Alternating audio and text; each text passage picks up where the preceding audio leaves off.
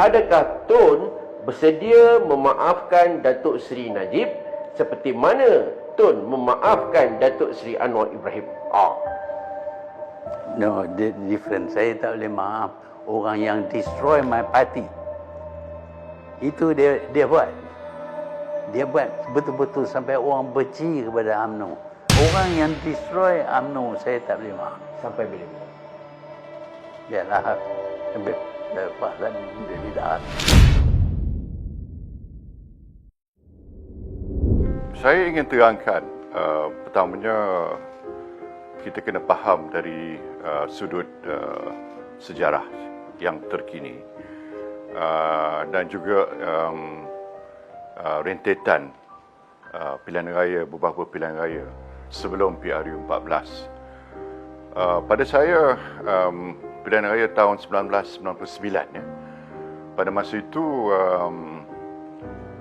kemarahan rakyat, terutama sekali orang Melayu, bila perbalahan antara Dr. Mahathir dan Datuk Seri Anwar tercetus. Apa yang berlaku pada masa itu, BN kehilangan majoriti undi Melayu pada masa itu. Dan yang menyelamatkan BN pada masa itu adalah undi orang Cina dan orang India. Atas dua faktor. Pertama, kerana rusuhan terhadap orang Cina di Indonesia, menakutkan mereka di sini atas laungan reformasi. Yang kedua, kerana masa pada peringkat mulanya, Dr. Mahathir janji bahawa Suciu punya tuntutan 17 perkara itu akan dipertimbangkan. Jadi dia beri pengharapan pada orang Cina untuk menyokong Barisan Nasional.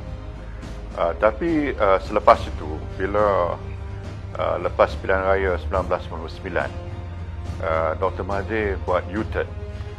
Dia kata tak boleh dipertimbangkan dan dia menggelar Suciu ini sebagai kumpulan komunis.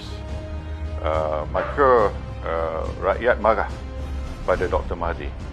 Orang Cina lah, khususnya orang Cina marah pada Dr. Mahathir. Bila berlakunya peralihan kuasa kepada Tun Abdullah Abdawi Paklah, apa yang berlaku adalah satu gelombang sokongan yang luar biasa, kerana mereka menganggap bahawa era Dr. Mahathir sudah habis. Jadi Paklah menerima sokongan yang cukup hangat dan kita menang besar pada tahun 2004. Jadi bila lepas 2004, Dr. Mahathir pula menyerang Paklah, dan dia pernah menyatakan supaya menafikan BN majoriti 2/3 dalam pilihan raya itu. Dari ekoran daripada tindakan itu, maka undi BN merosot. Bila merosot, kita hilang 5 buah negeri masa itu, ya, masuk Selangor, Pulau Pinang dan beberapa buah Perak dan beberapa buah negeri yang lain. Merupakan satu tamparan yang agak hebat pada BN. Bila saya ambil alih kepimpinan negara, saya telah melakukan usaha-usaha untuk membetulkan keadaan, dan pada masa itu kita dapat juga memenangi semula lah beberapa buah negeri lah, termasuk negeri Perak kita dapat balik, negeri Kedah kita dapat balik, kita dapat juga Terengganu kita dapat, dan cuma kita tak dapat Selangor dan Pulau Pinang. Tapi kita tak dapat majoriti 2/3. Namun dalam konteks tu, pada masa itu UMNO menang kursi lebih, sampai 89 kursi. Jadi sokongan orang Melayu dah balik pada kita. Tapi kemarahan orang Cina tu masih berterusan. Trend dia masih menurun, ya. Timbul pada pilihan raya 2018, ya, di mana kita kalah. Masa itu kita tengok trend Cina menolak kita tu sampai ke tahap yang paling maksimal. Jadi maknanya apa yang saya nak katakan, bahawa trend pengurangan undi BN ni bukan bermula pada zaman saya. Dia sudah kalau kita tengok pada rentetan peristiwa dia mula pada peringkat lebih awal lagi. Saya dah tegur tentang money politics. Saya kata kalau buat macam ini, parti ini akan hancur. Apa yang berlaku ialah pemilihan pemimpin bukan berasas kepada kebolehan. Pemimpin bila ada jadi ketua bahagian pun tak bagi orang lain masuk yang lebih pandai daripada dia. Dan saya biasa cerita, kalau dia mati, yang ganti dia adalah orang yang lebih bodoh daripada dia. Dan si bodoh ni bila mati lagi bodoh. Saya kata kalau macam ini akan hancur UMNO. Soal politik wang bukan perkara baru. Kita dah dengar isu ni dilontar dalam Perhimpunan Agung dan sebagainya. Kalau sekali lagi saya nak bawa dalam rentetan sejarah, perspektif sejarah UMNO, politik wang, muncak politik wang pada tahun 1993. Kalau kita masih ingat pada masa itu ada wang RM500, ada wang 1,000 sekeping kan. Pada masa itu kalau mereka yang jadi wakilan pada masa itu tentu masih ingat lagi tahun 1993 waktu Dr. Mahathir lagi jadi Presiden Parti, benda isu politik wang ni agak serius dalam parti kita. Dan usaha-usaha telah kita lakukan secara berterusan untuk mengurangkan ataupun menghapuskan politik wang. Saya sendiri melakukan satu perubahan yang agak radikal, di mana selama ini sebelum perubahan pindaan pada perlembagaan UMNO, pemilihan pimpinan parti dilakukan oleh 2,500 perwakilan di Kuala Lumpur di PWTC. Tapi apa yang saya lakukan ialah untuk memperluaskan perwakilan kepada lebih kurang 150,000 dan dipilih di peringkat bahagian. Tujuan utama saya ialah untuk mengelakkan politik wang. Maknanya saya usahakan. Dan yang kedua, untuk menjadikan UMNO ini lebih demokratik, lebih terbuka. Jadi bukan saja 2,500 orang, tapi 150,000 orang memilih presiden, timbalan. Jadi buat dia masa itu? Ya, memang saya pindah perlembagaan tu. Dan saya melakukan banyak perubahan yang lain. Maknanya antaranya saya jadikan UMNO ni lebih terbuka, lebih demokratik. Sebab lepas Dr. Mahathir hampir-hampir tewas pada Huli, hanya dengan 43 undi saja, dan UMNO diharamkan, dibuat UMNO baru. Dia meletakkan syarat dalam perlembagaan, undi bonus. Jadi siapa yang undi presiden dapat undi 10 bonus. Lepas undi bonus itu diganti dengan kota, sistem kota, di mana sesiapa nak lawan presiden mesti dapat 63 perwakilan, 63 bahagian mencalonkan. Saya tak fikir ada sesiapa yang mencabar presiden boleh dapat 63 perwakilan ataupun 63 bahagian mencalonkan dia sebagai presiden. Nak dapat satu bahagian pun susah. Jadi dengan ini maknanya dia jadi macam kalau dalam kita dapat saham dulu pink form lah, mana sure, guarantee jadi Presiden UMNO, dan kalau jadi Presiden UMNO automatik jadi Perdana Menteri. Jadi itu kira jaminan lah yang amat sukar lah. Mustahil pada saya lah bagi orang nak mengalahkan dia. Tapi bila saya jadi Presiden, saya pindah perlembagaan di mana kota sistem dihapuskan. Dan kalau nak lawan presiden pun hanya daftar saja. Jadi saya membuka parti kepada proses yang lebih demokratik dan lebih terbuka lagi.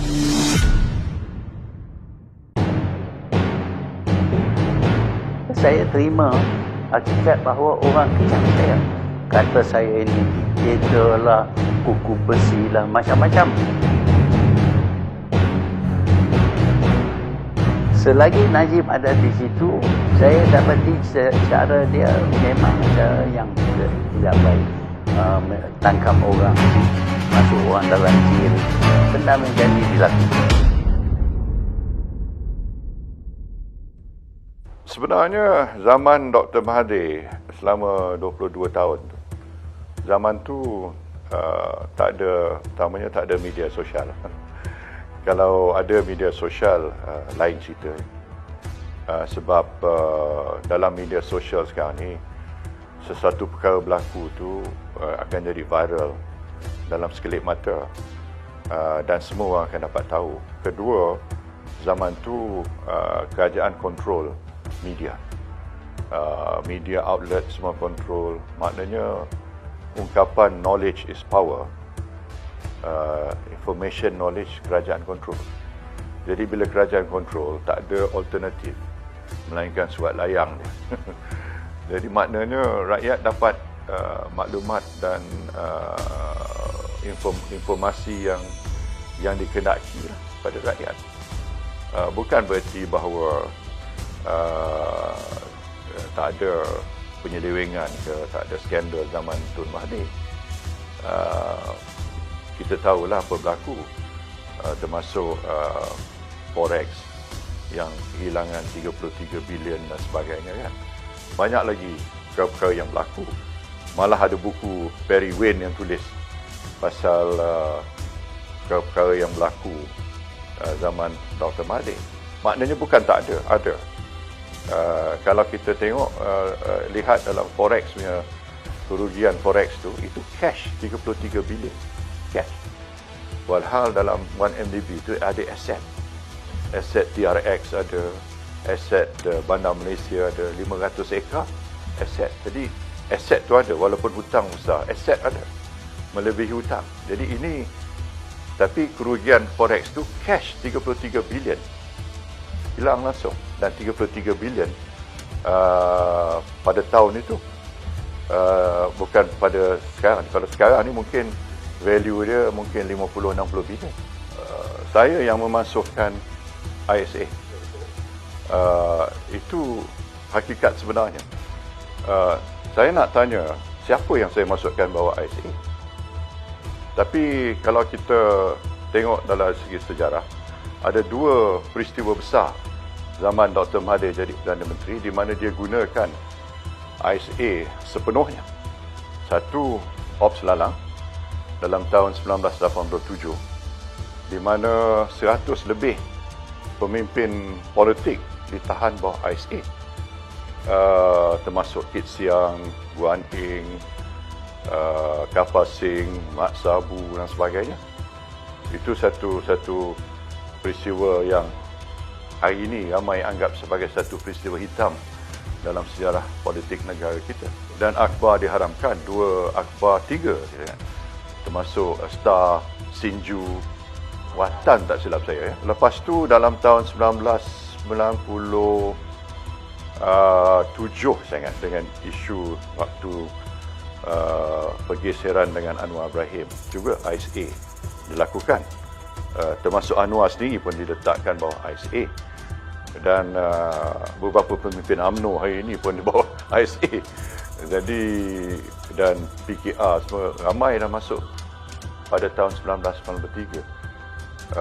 Sebab tu bila saya ambil alih, saya kata ISA ni terlalu tidak demokratik, undemokratik undang-undang, dan tidak memberi hak asasi kepada seorang itu sebab ditangkap tanpa boleh dilakukan rayuan dan sebagainya kepada pihak yang ketiga. Jadi saya fikir sudah masanya sudah tiba untuk kita repeal, kita masukkan ISA.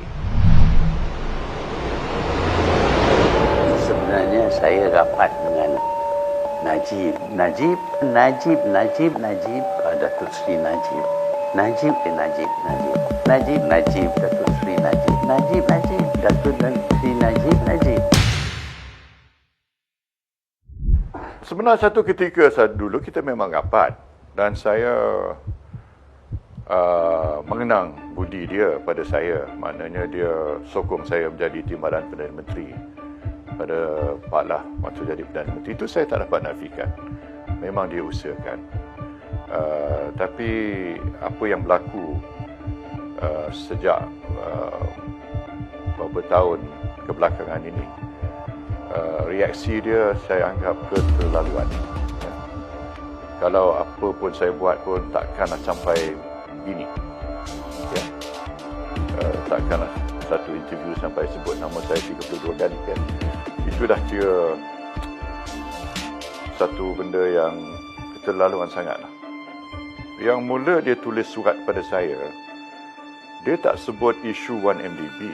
Dia kata dia tak setuju dengan dasar-dasar saya.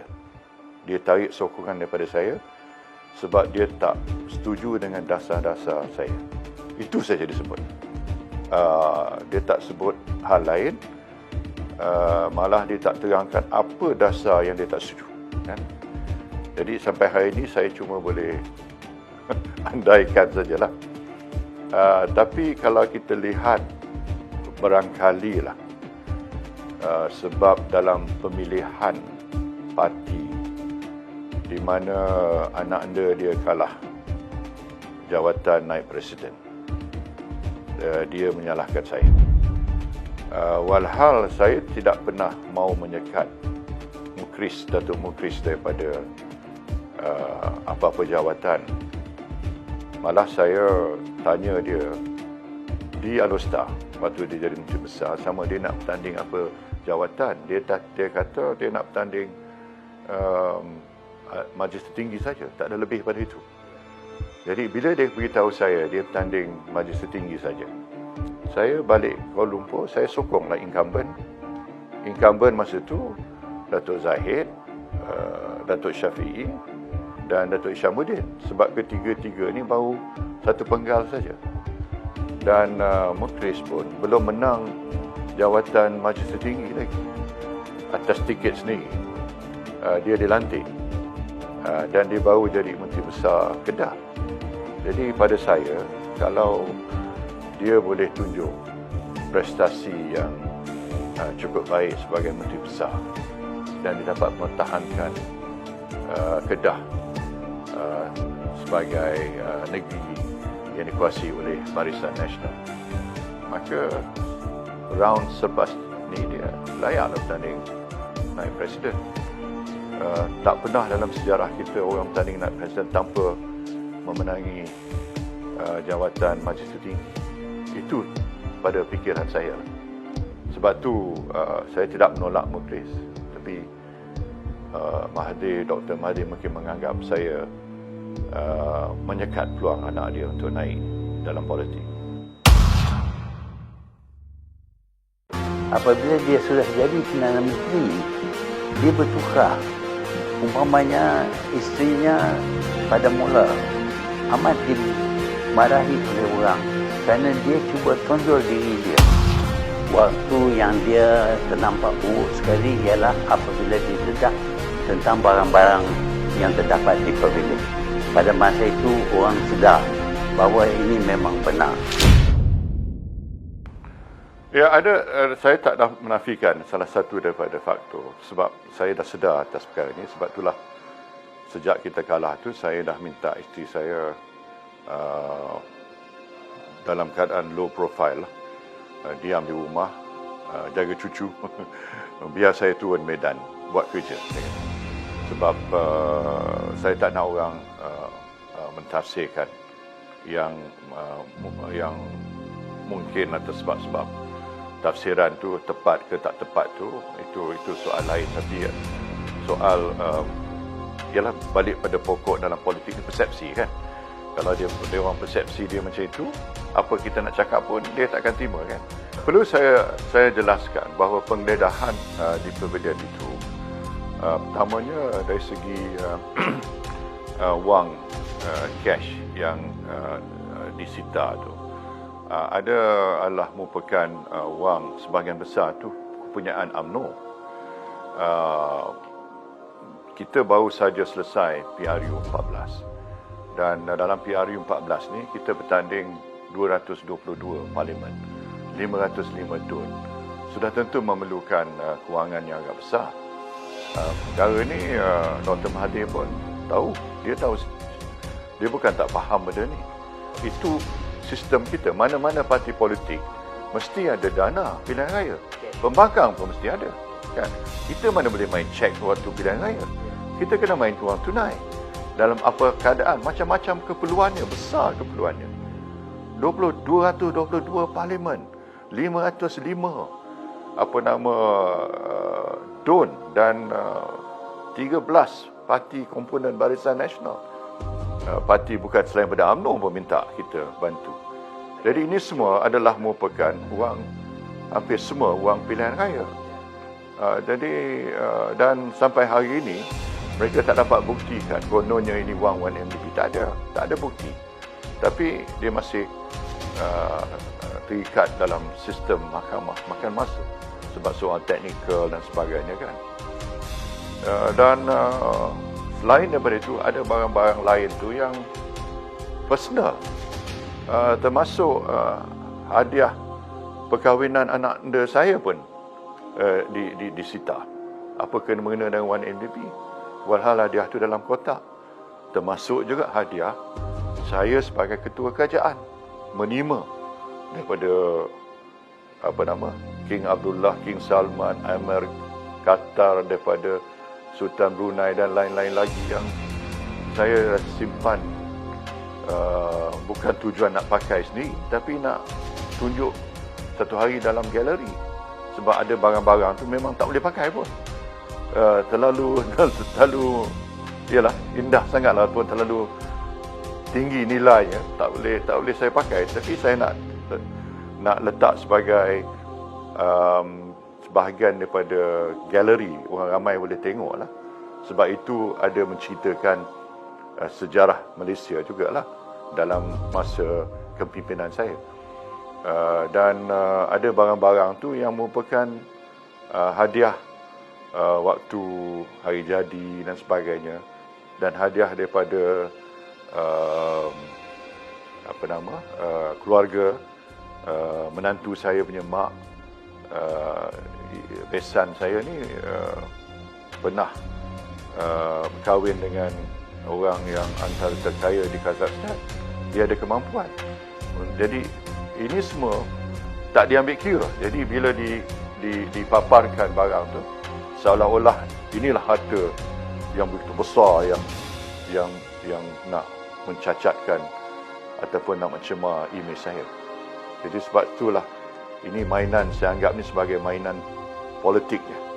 Tapi hakikatnya barang-barang ni tak ada kena-mena dengan 1MDB sama sekali. Najib satu malam tu jawab kepada saya, cash is king. Saya terkejut. Dia bercakap berkenaan dengan bosku. Dia bos. Jadi apa yang bos buat tak salah. Nak malu apa bosku?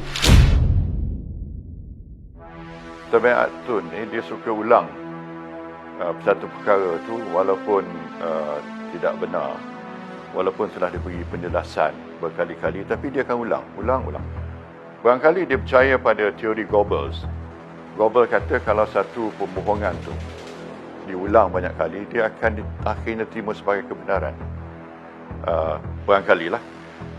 Saya nak jelaskan bahawa cash is king ni bukanlah bermakna saya gunakan wang untuk beli undi. Sebab saya punya falsafah ekonomi berbeza dengan Tun. Ya? Saya punya falsafah ekonomi ialah untuk menggunakan hasil negara dan kita tolong mereka yang miskin ataupun kumpulan B40 terutama sekali, supaya jurang pendapatan antara mereka B40 dan yang kaya itu dapat dirapatkan. Satu ya. Yang kedua, saya anggap ini sebagai satu suntikan kepada ekonomi tempatan ya. Satu suntikan. Kalau kita bagi BRIM katalah pada satu daerah 26 juta pada satu daerah, katalah setahun dia dapat BRIM. Jadi permintaan daripada rakyat di dalam daerah itu bertambah 26 juta setahun. Jadi rakyat ada kuasa pembeli. Kita tahu apa-apa kegiatan ekonomi mesti bermula dengan kuasa pembeli. Bila ada kuasa pembeli, kedai ada pelanggan, orang boleh membeli belah, hatta pasar minggu pun meriah kan sebagainya. Jadi dengan itu kitaran ekonomi tempatan tu lebih rancak. Jadi dengan ini domestik ekonomi kita akan berkembang. Ini teori ni World Bank, Bank Dunia sokong. Terbukti berjaya. Sebab itulah dalam masa saya 9 tahun jadi Perdana Menteri, kadar pertumbuhan kita mengatasi Singapura pada tiap-tiap tahun. Dan pada tahun terakhir, kita telah tutup tahun 2017 dengan kadar pertumbuhan sebanyak 5.9%. Jadi kita berada di tahap antara yang tertinggi di dunia. Sebab dasar kita tolong rakyat melalui cukai kita yang saya kenakan GST, kan? Saya rasionalisasikan subsidi, kan? Lepas tu hasil negara tu pada kerajaan kita pindah pada kumpulan B40 sebahagian daripada itu. Jadi rakyat yang memerlukan bantuan dapat pertolongan. Dan saya nafikan ini rasuah sebab semua dapat. Saya tak pilih bulu. Pembangkang pun dapat. Asalkan mereka, pendapatan mereka bawah pada 3,000 dan ada juga antara 3-4,000 pun dapat selepas kemudian hari kita tambah lagi. Dan kita kalau nak tolong rakyat, apa cara yang terbaik? Cara terbaiknya kita masuk suntikan dalam akaunnya, jadi sistem kewangan kita dapat liquidity, kan? Takkan kita nak beli barang, nak bagi pada rakyat, kan? Benda tu dari segi logistik memang selalu berat. Jadi bagi cash, saya pilihlah apa dia nak beli. Kasut sekolah ke, nak beli tilam ke, nak beli beras ke, tu pulang pada dia. Bosku ni bukan satu yang saya rancang. Dia berlaku secara spontan. Dan dia satu yang organik, orang kata. Datang daripada orang muda sendiri. Sebab cara kebetulan, saya pergi di satu tempat, saya disuruh sebut ungkapan tu. Malu apa bosku? Jadi bila saya sebut perkara tu, dia jadi viral. Dan orang boleh kaitkan ungkapan itu dengan saya. Dan bosku bukan berarti bos. Bosku macam sahabat sebenarnya. Sahabat. Malu apa ni bukan, kita tak harus rasa malu. Kita buat kerja, asalkan kerja baik, apa semua kan. Rezeki halal, malu apa? Itu maksud sebenarnya. Jadi salahlah tafsiran Dr. Mahathir. Salah sama sekali. Saya baru ini dengar seorang daripada parti lawan, dulu parti lawan. Dia kata saya ini banyak kroni. Jadi kalau saya nak elak daripada dituduh kronisme, saya nak elak, saya mesti tentukan semua orang yang saya tolong itu gagal. Saya dah berkali-kali dah cerita apa yang berlaku. Umpamanya anak saya go into shipping. Dia beli kapal. Bila jadi downturn dulu, dia tak dapat nak bayar hutang. Saya nampak dia utamakan orang-orang tertentu dalam zaman dia. Misalnya ada seorang tu dia dapat lesen judi dapat, lesen telco dapat, pembangunan tanah pun dapat, dan lain-lain pun dapat. Jadi orang yang sama dapat. Dan orang ni kita tahu rapat dengan dia. Kalau ambil gambar pun selalu dengan dia. Kalau hari jadi dia pun dia jadi host pada majlis hari jadi dia. Dan ada beberapa orang macam ni yang orang tahulah. Orang ramai tahu. Saya tak perlu sebut nama tapi orang tahu. Jadi dasar kronisme ni ketara dalam zaman Dr. Mahathir. Zaman saya tak ada kronisme. Saya selalu sebut kroni saya adalah rakyat. Dan banyak projek yang saya bagi itulah projek di mana GLC dapat, ataupun badan-badan macam PNB, Khazanah, Tabung Haji, LTAT yang dapat. Dia kata dia tak benarkan anak dia berniaga.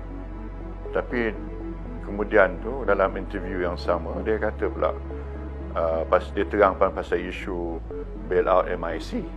Jadi maknanya anak dia berniaga lah. Yang kedua, kita pun tahu bahawa seorang daripada anak dia, Datuk Mokzani, pernah disenaraikan sebagai orang yang ke-9 terkaya di Malaysia dalam Forbes list, menghampiri 5 bilion harta. Maknanya 5 bilion tu mestilah melalui perniagaan. Kalau tidak, macam mana dia nak kumpul harta 5 bilion? Dan orang pun tahu senarai syarikat-syarikat awam, public listed company yang dikuasai ataupun ada sebahagian besar daripada saham tu dimiliki oleh dia dan keluarga, anak-anda Dr. Mahathir. Itu public knowledge lah, macam Pantai, Tongkah dan sebagainya, Opcom. Jadi banyak syarikat-syarikat yang public listed company yang dimiliki, dikuasai oleh anak-anak dia. Padahal saya yang dituduh sebagai pencuri, penyamun, anak-anak saya tak ada menguasai public listed company. Tak ada langsung. Nak kata DAP kuasai saya ataupun kuasai kabinet, tak ada. Daripada belum kita menang, saya kata tak boleh buat. You cannot abolish toll. Bila dah jadi kerjaan, baru tahu tak boleh buat.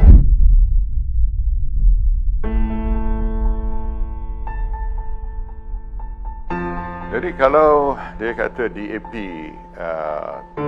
tak mengawal dia sebagai Perdana Menteri, jadi dia bertanggungjawablah atas segala keputusan yang dibuat oleh kerajaan PH. Keputusan-keputusan yang dipertikaikan, seperti menjual aset-aset kita, umpamanya. Kenapa aset kita dijual? Keputusan dia jarah duit Petronas sebanyak 102 bilion, di mana bila saya berhenti sebagai Perdana Menteri, saya meninggalkan wang tunai dalam Petronas 170 bilion. Tapi waktu PH dijarah 102 bilion. Kan? Jadi banyak lagi keputusan, termasuk keputusan tidak menunaikan manifesto mereka. Manifesto janji-janji yang mana Dr. Mahathir dalam interview tu kata, waktu mereka bincang soal manifesto tu, dia dah tahu bahawa pemansuhan tol tu tak boleh lakukan. Ya? Tak boleh lakukan. Tapi dia tidak larang bab itu dimasukkan dalam manifesto. Maknanya apa? Maknanya dia bersubahat dalam penipuan pada rakyat. Maknanya dia dah tahu tak boleh dibuat, tapi dia sanggup mengisytiharkan manifesto sebagai manifesto PH, dan dia memberi gambaran seolah dia menyokong, dan akhirnya walaupun dalam hati dia tahu tak akan dapat dilakukan. Jadi janji-janji ini dapat memikat hati pengundi-pengundi lah. Mereka kata tak apalah, kali ini kita bagi peluang, kita nak tengok sama ada mereka boleh beri kita apa yang mereka janjikan. Terutama sekali anak muda dengan janji pemansuhan hutang PTPTN ini menyebabkan mereka boleh katakan berderu, boleh katakan menyokong Pakatan Harapan. Jadi maknanya dia bersubahat dalam pembohongan pada rakyat. Jadi ini implikasi daripada apa yang dia sebut dalam interview tersebut. Najib perform worse than Pak Lam. No, different. Saya tak boleh maaf orang yang destroy my party. Pak Lam dia bilang.